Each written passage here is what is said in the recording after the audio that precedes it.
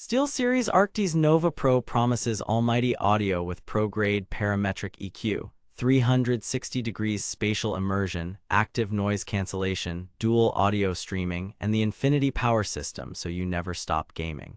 Either we've reached gaming audio nirvana at $379.99, or we're paying top dollar for expensive confusion. On paper, it's a monster.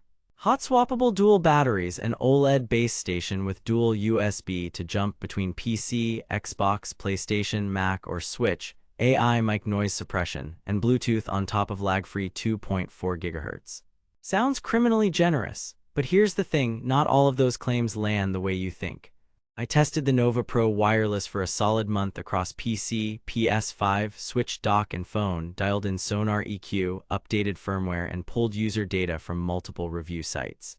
I've put the direct link to check current pricing in the description, but before you click anything, let me show you what I discovered after a solid month of testing. Let's set expectations.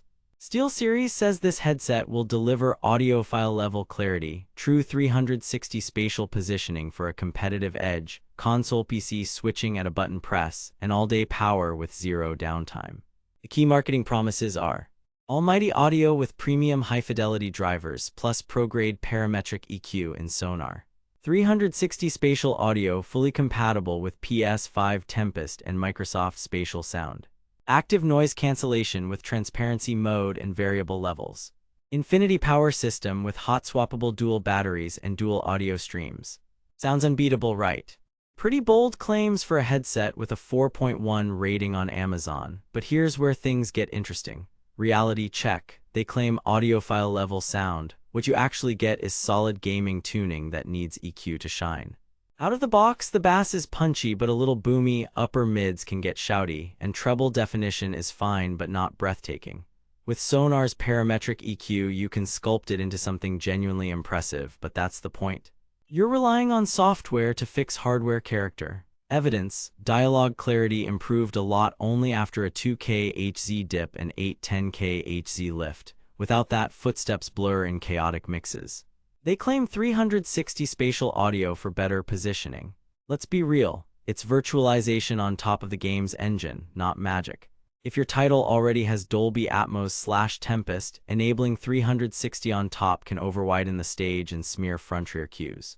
In Apex and Warzone, I found rear localization occasionally flips during explosions. That competitive edge, only if you dial back the processing. The plot twist.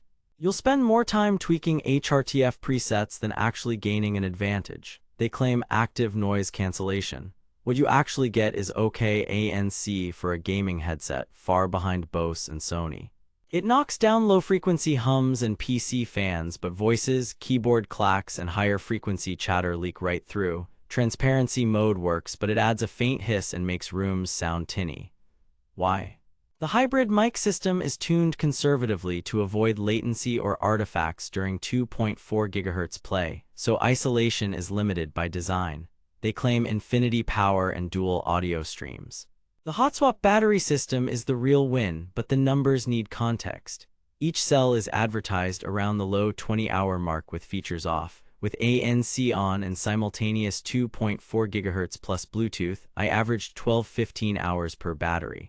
That's fine because you can swap instantly, but the marketing sounds like you'll forget charging forever. Also, mixing 2.4 and Bluetooth is neat for Discord on phone plus game audio, but Bluetooth latency still exists. Here's where it gets mathematically impossible. No Bluetooth stack gives you true zero-lag voice sync.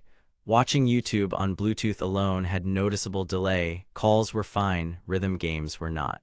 They claim platform flexibility with the OLED base station. Reality, it is convenient, but there's a catch. The Xbox and PlayStation versions are not universally interchangeable because of licensing, so buy the right variant or you'll lose native chat mixing on that console. Dual USB-C ports let you connect two systems and switch, but that's input switching, not simultaneous console audio. That's not switching, that's expensive confusion if you expected one bass to rule every room. They claim an AI noise-canceling mic. What you actually get is decent clarity with aggressive noise gating that can chop off softer consonants and breathe sounds. It retracts nicely, but don't expect broadcast mic quality. Friends on Discord rated it fine, not wow. Here's where it gets interesting: comfort and build.